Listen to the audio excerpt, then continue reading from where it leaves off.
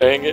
मोदी जी का हनुमान होना क्या महज राजनीतिक है, ऑप्टिक्स है, या वाकई दिल से ऐसा महसूस करते हैं? महादेव का बहुत बड़ा भक्त हूं मैं।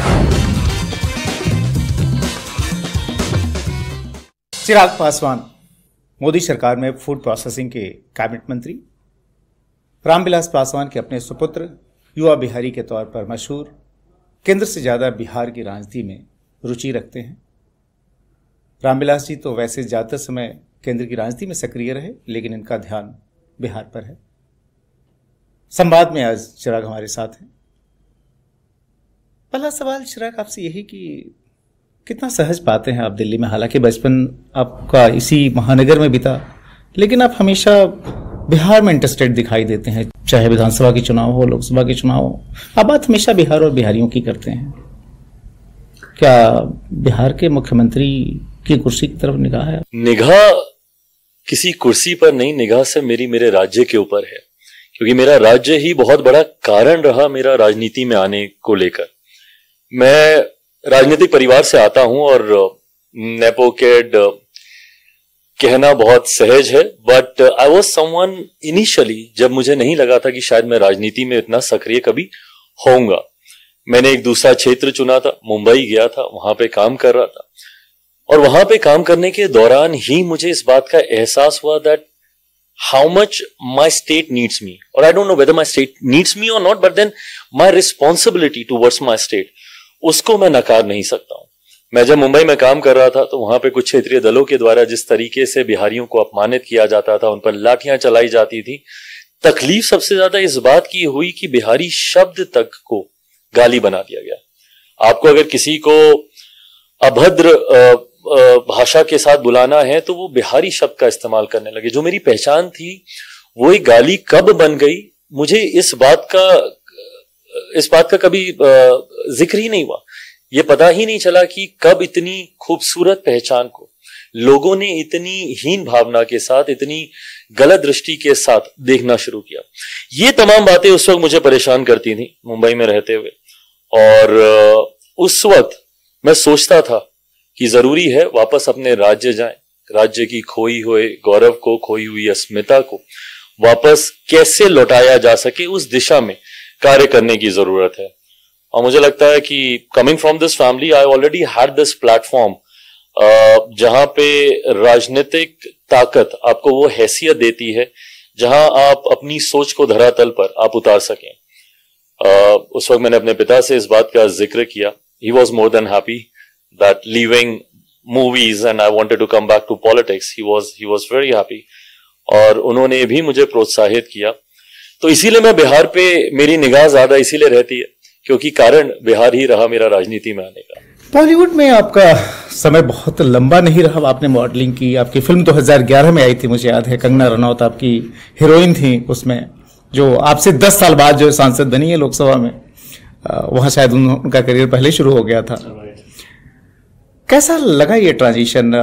लगता है कि बॉलीवुड में मिस करने जैसा कुछ रहा नहीं, खासतौर पे राजनीति में जिस तरीके से आपको कामयाबी मिली? नहीं, बिल्कुल। और वैसे भी जब मैं बॉलीवुड में था तब भी मिस करने लायक कुछ नहीं था, बिकॉज जो फिल्म मैंने की थी वो सबको पता है, it was such a big disaster. तो ऐसा कुछ था नहीं कि मैं वहां पे कुछ मिस करता। बट देन आई थिंक ये सहजता, भले इसको आज की तारीख में लोग परिवारवाद बोलें, वंशवाद बोलें, नेपोटिज्म बोलें, बट ये सहजता से आती हैं चीजें जब आप एक परिपेक्ष में पलते बढ़ते हैं। मैं क्लीशेड एग्जांपल नहीं दूंगा, बट फैक्ट है कि अगर कोई डॉक्टर का बेटा है तो मेडिकल टर्मिनोलॉजी से वो बचपन से अभ्यस्त होता है। कोई लॉयर का बेटा है तो कानूनी किताबों को अपने अगल बगल देखना, वो धाराएं जानना, सुनना, वो सहज हो जाता है उसके लिए जानना। तो मुझे लगता है मेरे लिए भी ये बहुत सहज था।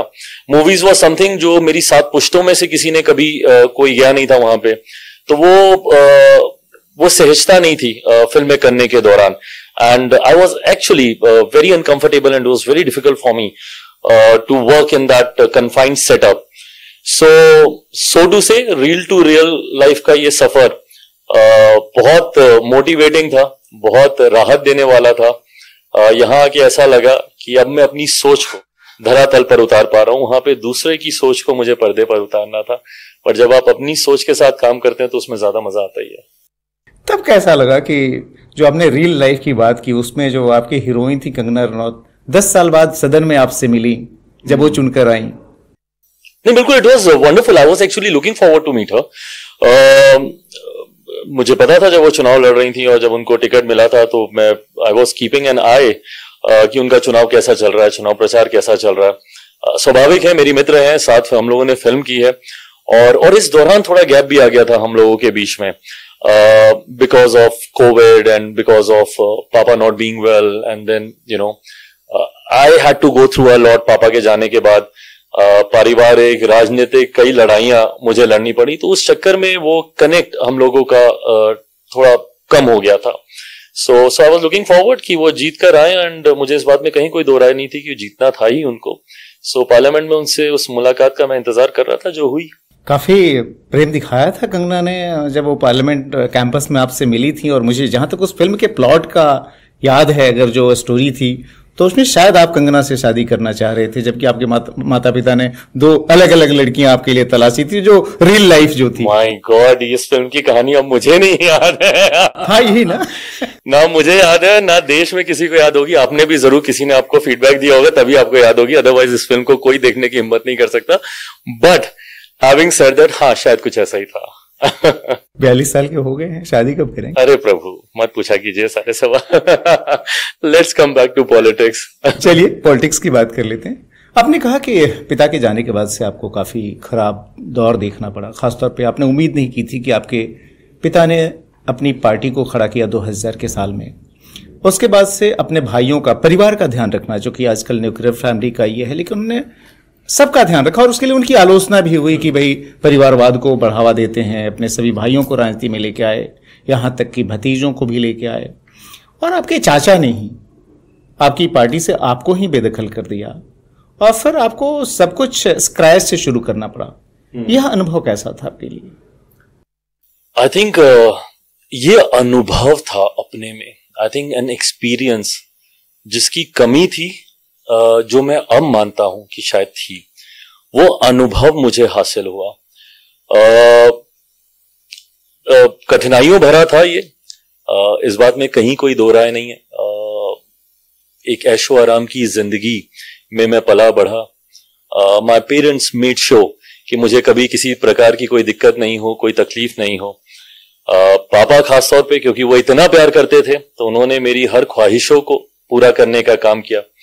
और उनके जाने के बाद जिंदगी पूरी 360 डिग्री जिंदगी ने टर्न लिया। जितनी ऐशो आराम में पला बढ़ा था, उतनी ही कठिनाइयों का सामना उनके जाने के बाद हुआ। राइटली सेड, मुझे मेरी ही पार्टी से निकाल के बाहर फेंक दिया गया था। एक घर जिसमें मैं पिछले 34 साल से रहता था, 3 घंटे में मुझसे वो घर खाली करवा लिया गया। एक परिवार जो मेरा सब कुछ था और जो पापा के लिए सब कुछ था, राइटली सेड, उनकी आलोचना तक होती थी इस परिवार को एक साथ रखने की वजह से, इस परिवार को प्रमोट करने की वजह से, उस परिवार तक से मुझे अलग कर दिया गया। तकलीफ थी, बट मुझे लगता है वहीं से मुझे ये मौका भी मिला अपने आप को साबित करने का। I precisely remember when it happened, so it was 13 June 2021 कि वो रात थी जब ये खबर मीडिया के माध्यम से ही मुझ तक आई। तकलीफ मुझे इस बात की जरूर थी कि मेरे चाचा थे। चाचा क्या, मैं तो, हम लोग बिहारी हैं और बिहार में तो हम लोग चाचा चाची बोलते भी नहीं है, मझले पापा, मझली मम्मी, छोटे पापा, छोटी मम्मी, यही बोलते हैं। तो और पापा के जाने के बाद तो मेरे लिए तो पापा वही थे, सब कुछ वही थे। ऐसे में उम्मीद थी मुझे कि जैसे पापा ने मेरा ध्यान रखा, वो मेरा ध्यान रखते। उम्मीद इस बात की भी थी कि अगर मैं कहीं गलत जाता तो जैसे पापा मुझे सिखाते थे या समझाते थे, वो भी मुझे बैठकर सिखाते, समझाते। पर ऐसा करने की बजाय उन्होंने सीधा मुझे सड़क पर छोड़ दिया। आज भी कई बार मैं सवाल पूछता हूं कि अगर मैं उनका अपना सगा बेटा होता तो क्या तब भी वो मेरे साथ ऐसा ही करते? अगर मेरे पापा अगर आज जीवित होते, भले वो मुझसे लाख नाराज होते, भले वो मुझसे कितने भी गुस्सा क्यों नहीं होते, बट वो मुझे इस तरीके से सड़क पर अकेला तो नहीं छोड़ते। He is also having a son. अगर कल को कितनी भी बड़ी गलती क्यों ना करे, मुझे नहीं लगता कि वो इस तरीके से उसको निकाल देंगे और सारे रिश्ते उससे तोड़ लेंगे। बट बहरहाल ये रिश्ते हैं जिनको मैंने बाद में मैंने समझा, सीखा। तो 13 जून की वो रात थी और उस रात के बीतते बीतते मुझे इस बात का एहसास हुआ कि मेरे पास ले दे के सिर्फ 2 ही विकल्प हैं। या तो मैं क्राई बेबी बनना रहा हूं और रोता रहूं, किस्मत को दोष देता रहूं, अपनी तकदीर को कोसता रहूं कि मैंने किसका क्या बिगाड़ा, मैंने किसका बुरा किया, मेरे साथ ही ऐसा क्यों हुआ, या फिर like my father I become a fighter and fight it out and prove my self. मैंने दूसरे विकल्प को चुनना पसंद किया। परिस्थितियों के साथ समझौता नहीं, परिस्थितियों से लड़ा और उसको अपने अनुकूल किया। एक वादा मैंने अपनी माँ से उस रात किया था। I remember she is a very very strong lady, but that night I saw tears in her I and मैं गया और मैंने उनको हग किया and I told her, I said mom मुझे नहीं पता कैसे, बट आई प्रॉमिस मैं सारी चीजें ठीक कर दूंगा, जो जैसा था मैं सब वैसा ही कर दूंगा, मैं सब ठीक कर दूंगा। एंड और मेरे लिए आई थिंक सबसे बड़ा प्राइज उस दिन था जिस दिन मैंने शपथ ली, और उस रात वो मेरे कमरे में आई and she hugged me and she said कि आज तूने मुझे सब वापस लौटा दिया। सो ये जर्नी थी, इस जर्नी ने बहुत कुछ सिखाया, बहुत एक्सपीरियंस किया। मुझे नहीं पता था कि एक नई पार्टी कैसे बनाते हैं, छोटी छोटी चीजें। पापा की पार्टी थी, वही नेपोकेट वाली बात है, पापा की पार्टी थी, उसको आगे लेकर चलने की सोच थी, बट जिस तरीके से उस पार्टी को फ्रीज करवा दिया गया, सिंबल फ्रीज हो गया, नाम फ्रीज हो गया, एक नई पार्टी बनाना, नया सिंबल लेना, उसके तहत चुनाव लड़ना। और खुशी मुझे इस बात की है कि पापा पार्टी को जिस ऊंचाइयों पर छोड़ के गए थे, 100% स्ट्राइक रेट 2019 में भी था हम लोग का, 100% स्ट्राइक रेट 2024 में भी है। और मुझे लगता है कि जो 100% स्ट्राइक रेट की आपने बात की, पापा की कुछ और लेगेसी भी आपने ली। आपने अपने बहनोई को भी चुनाव लड़वाया जैसे रामविलास जी अपने परिवार का ध्यान रखते थे, क्या करूं, आप भी आगे नहीं निकले। अब उन्हीं का अंश हूं तो कुछ गुण तो उनके रहेंगे ही रहेंगे। तो हाँ, एक्चुअली कोई कवर अप नहीं कर रहा, बट देन जमुई से मेरा एक अलग रिश्ता था। जमुई ने मुझे तब अपनाया जब मैं कुछ नहीं था। जमुई ने मुझे एक बेटे के तौर पर मेरा ध्यान रखा, मुझे पहचान दिलाई। जैसे माँ बाप आपको बड़ा करते हैं, मेरी पहचान एक जमुई के सांसद के तौर पर ही थी। अगर मैं राजनीतिक क्षेत्र में जाना गया, पार्लियामेंट में जा पाया, तो सिर्फ और सिर्फ जमुई के लोगों की वजह से ये कर पाया। ऐसे में मैं जमुई को अकेला नहीं छोड़ सकता था, और जमुई को उसी भावना के साथ जैसे एक बेटा बन के मैंने काम किया, मुझे लगता है मेरा कोई अपना ही उस भावना के साथ उस क्षेत्र को आगे लेके जा सकता था, क्योंकि मैं एक बड़े लक्ष्य को साधने के लिए निकल चुका था। मुझे अपने पिता की विरासत को, उनकी पहचान हाजीपुर को, उसको आगे लेकर चलना था। तो ऐसे में जहां मैं हाजीपुर की जिम्मेदारियों को निभा रहा था, तो वहीं मेरा कोई अपना मेरे जमुई को संभाल पाए, उसके लिए जीजा जी अरुण भारती, और वो खूबसूरत कार्य कर रहे हैं। आपने पहचान की बात की, और जाहिर है पहचान के सिलसिले में आपने हाजीपुर की भी चर्चा की। हाजीपुर से ही 1977 में जब चुनाव लड़ा था, रामविलास जी ने एक रिकॉर्ड कायम किया था। इमरजेंसी के बाद वो चुनाव हुए थे। प्रधानमंत्री गए थे आपकी सभा में हाजीपुर में प्रचार करने के लिए, और उस दौरान उन्होंने बड़ी शिद्दत से न सिर्फ रामविलास जी को याद किया, बल्कि आपकी भी जमकर तारीफ की थी, मुझे याद है। और उसी के इर्द गिर्द आपका भी एक डायलॉग जो है काफी लोगों के दिमाग में बैठना शुरू हुआ, और जिसको आप बार बार कहते हैं कि मैं तो मोदी जी का हनुमान हूं। ये मोदी जी का हनुमान होना क्या महज राजनीतिक है, ऑप्टिक्स है, या वाकई दिल से ऐसा महसूस करते हैं? तो अगर ये राजनीतिक होता, क्योंकि ये प्रकरण की शुरुआत एक ऐसे दौर में हुई थी जब मैं समय के उस कालखंड में उनसे सबसे ज्यादा दूरी पर था। मैं बात कर रहा हूं 2020 के चुनाव की। 2020 में बिहार में विधानसभा के चुनाव हो रहे थे, और वो एक ऐसा समय था जहां पे विभिन्न कारणों की वजह से मुझे उस गठबंधन से अपने आप को दूर करना पड़ा। मेरे लिए वो तकलीफदेह था, क्योंकि वो रिश्ता है और उस वक्त भी उतना ही मजबूत था मेरा मेरे प्रधानमंत्री के साथ। ये बात भी आप जानते ही होंगे कि 2014 में एनडीए का हिस्सा बनने, आपने ही अपने पिता को कहा था। बिल्कुल, and that too at a point in time when he was just not he didn't want, वो बहुत कन्विंस थे जिस अलायंस में वो थे, यूपीए के साथ थे हम लोग। ऐसा तो नहीं कि राहुल गांधी अगर 3 महीने के अंदर मिल लिए होते तो शायद रामविलास जी एनडीए की तरफ नहीं आते। यू आर राइट, ये बात सही है। आप बिल्कुल सही बोल रहे हैं। अगर उस वक्त अगर राहुल जी से मुलाकात हो गई होती, पापा इस बात से दुखी थे कि for the longest time Rahul ji ने उन्हें मिलने का समय नहीं दिया। And we used to meet Sonia ji, उनसे हम लोग की लगातार 3 मुलाकातें हुई, एंड बट इन्होंने मिलने का समय नहीं दिया। इस बात ने पापा को काफी दुखी किया, और कहीं ना कहीं मैंने इस बात का फायदा उठाया, and I opted for this opportunity to कि मैं एनडीए के साथ चलना चाहिए, क्योंकि उस वक्त समय भी नहीं बचा था। हम लोग नवंबर फेब तक हम लोग आ चुके थे और किसी भी वक्त अधिसूचना जारी हो जाती, नोटिफिकेशन आ जाता। रामविलास जी ने घोषणा की एनडीए में शामिल होने की। I think Rajnath ji party president थे बीजेपी उस वक्त, राजनाथ जी राष्ट्रीय अध्यक्ष थे भारतीय जनता पार्टी के, और जैसे ही पापा की तरफ से हल्की सी भी छूट मुझे मिली, सीधा मैंने आदरणीय राजनाथ सिंह जी से संपर्क किया, बातचीत की। वो he was more than happy and that's how ये अलायंस बना।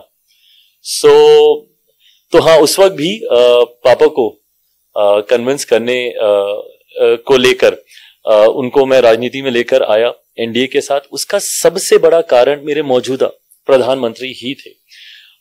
इन्हीं की वजह से मैं एनडीए में आना चाहता था। इनकी सोच, पहली बार मुझे देश में कोई एक ऐसा नेता दिखा जो 125 करोड़ देशवासियों की बात करते थे, जिन्होंने किसी जाति की बात नहीं की, किसी धर्म की बात नहीं की, उन्होंने सबका साथ, सबके विकास की उन्होंने बात की। Something which I think any youngster of my age that time could relate to, and is the reason why इतनी massive victory भी उस वक्त Bharatiya Janata Party and NDA as a whole को मिली। और तो ये मेरा लगा मेरे प्रधानमंत्री के साथ तभी से ही था।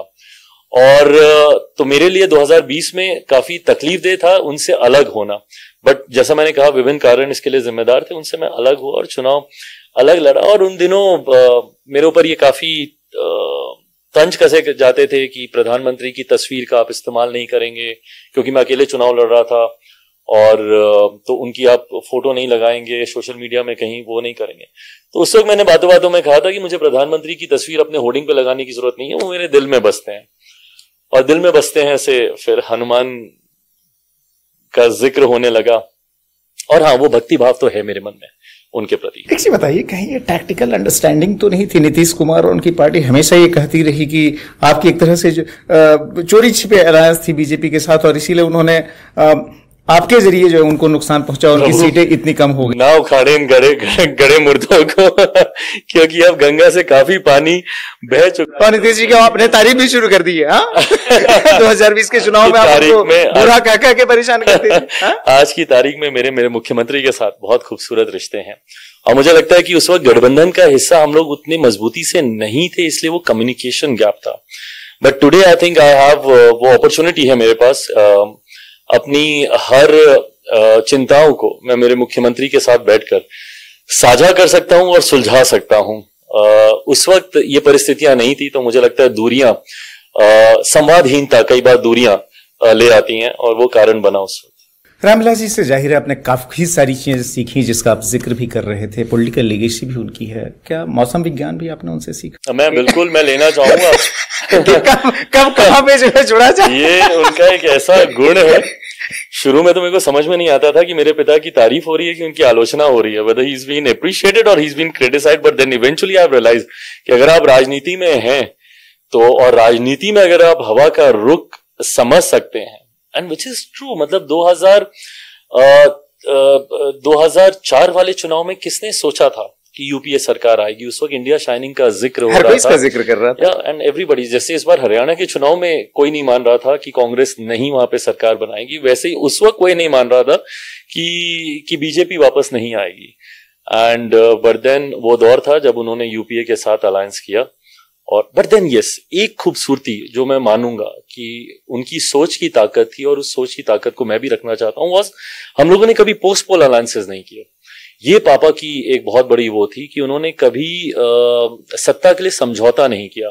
उन्होंने जिनके साथ समझौता किया वो सत्ता में आए। 2004 का जिक्र हो या 2013 का जिक्र हो, या उससे पूर्व भी जितने प्रधानमंत्रियों के साथ उन्होंने काम किया, वीपी सिंह साहब हों या देवेगौड़ा जी हों या आईके गुजराल साहब हों या वाजपेयी जी हों या मनमोहन सिंह जी हों, किसी भी अलायंस में वो रिजल्ट आने के बाद नहीं गए, हमेशा प्री पोल अलायंस किया। वो अलायंस सत्ता में आया, तो मैं कहीं ना कहीं इसको एक शुभ संकेत भी मानता हूं कि जिसके साथ हमारी पार्टी जाती है वो सरकार सत्ता में आती है। पासवान जी, कैलकुलेशन के मामले में मास्टरी थी, आपने खुद एक्सेप्ट किया कि राजनीतिक मिजाज को सबसे अच्छे ढंग से भारतीय राजनीति में कोई समझता था तो वो समझते थे, और आपने भी उनसे चीजें कुछ सीखी ही। लेकिन पासवान जी को दो चीजों का हमेशा अफसोस रहा। एक तो ये था कि दो ऐसे मौके थे जबकि वो शायद प्रधानमंत्री बन सकते थे इस देश के। एक तो वीपी सिंह उनको बनाना चाह रहे थे अगर सब कुछ ठीक ठाक रहता, दूसरा ये था कि 1996 में भी उनके पास मौका था, यहां तक कि देवगौड़ा के जाने के बाद इंदर कुमार गुजराल की जब चर्चा चल रही थी तब भी मौका था। मुझे लगता है कि 2005 में भी एक मौका आया था बिहार का मुख्यमंत्री बनने का, कहीं ना कहीं एक प्रस्ताव भी रखा गया था। आप इस तरह की कोई भूल तो नहीं करेंगे ना, बिहार में कभी मौका आया? पहली बात तो मैं पापा की तरफ से भी क्लियर कर दूं कि उनको इस बात का रिग्रेट कभी नहीं था। ये फैसला उनका था कि अभी वो तैयार नहीं है। और अगर आप देखें, हम लोग देवेगौड़ा जी और गुजराल साहब के वक्त की अगर हम बात कर रहे हैं तो लगभग हम आज से 3 दशक पहले की बात कर रहे हैं। हाँ, 95, 96, 97 की हम बात कर रहे हैं, तो लगभग आज से हम लोग 3 दशक पहले की बात कर रहे हैं। 3 दशक पहले पापा I think was of my age, और मुझे लगता है उस वक्त उनको इस बात का एहसास था कि देश का प्रधानमंत्री बनना एक बहुत बड़ी जिम्मेदारी है, और उस जिम्मेदारी के लिए जिस अनुभव की आपको जरूरत है। एंड मुझे याद है, मैं उस वक्त बहुत छोटा था, बट इतना भी नहीं कि उस वक्त की यादें नहीं हो। मुझे वो बेडरूम डिस्कशन याद है, you know, my mother was there and पापा was there, mom was also just not ready and just not prepared कि वो उस वक्त प्रधानमंत्री बने। और क्योंकि एक लंबा राजनीतिक भविष्य उनके सामने था, और वो एक ऐसा दौर था जहां पे प्रधानमंत्री के बाद हाल फिलहाल क्या करते अगर सरकार जल्दी गिर जाती तो? नहीं, और उसके हाल फिलहाल में जरूर हम लोगों ने कुछ उदाहरण देखे हैं कि प्रधानमंत्री के बाद भी कई लोगों ने कई और जिम्मेदारियों को निभाया है, बट वो दौर ऐसा था जहां प्रधानमंत्री के बाद जनरली कोई और जिम्मेदारी जल्दी कोई लेता नहीं था, कोई और चुनाव में जाना या किसी और मंत्री पद की जिम्मेदारी। तो ये भी था कि एक लंबा राजनीतिक भविष्य उनके सामने है। 2005 में भी आपने बिल्कुल ठीक बोला, हम लोगों ने 2005 में बिहार के विधानसभा के चुनाव 2 बार हुए थे। फरवरी वाले चुनाव में हम लोगों का प्रदर्शन बहुत बेहतरीन था, 29 विधायक हम लोग के जीत के आए थे, और उस वक्त कहा जाता था सत्ता की चाबी खुद पासवान जी कहते थे कि मेरे पास है। बिल्कुल, सत्ता की चाबी थी भी, जिसका भी वो समर्थन करते उनके साथ वो सरकार बना सकते थे। बट उस वक्त भी वही आइडियोलॉजी, वही सिद्धांत जिसके लिए कभी उन्होंने प्रीपोल अलायंसेस, पोस्ट पोल अलायंसेस नहीं किए, वही थे उनके मन में। ये था कि एक के साथ मैं अलग हुआ हूं और दूसरे के खिलाफ मैंने चुनाव लड़ा है, ऐसे में किसी के भी साथ जाना बिहार की जनता के साथ धोखा होगा।